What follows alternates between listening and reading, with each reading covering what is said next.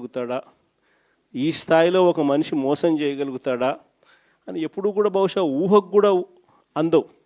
ఎందుకంటే మామూలుగా ఇట్లాంటి అబద్ధాలు ఇట్లాంటి మోసాలు ఎవరైనా చేస్తే 420 అని చెప్పి కేసు పెట్టి జైల్లో పెడతారు. కానీ ఒక్క చంద్రబాబు నాయుడు గారు ఆయన కూటమిలో మాత్రమే అలా కేసులు పెట్టించుకోకుండా బయట ఉండగలుగుతారు.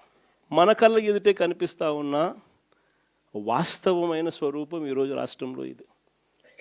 ప్రతి చోట విపరీతమైన కరప్షన్, విచ్చలవిడి కరప్షన్ జరుగుతూ ఉంది.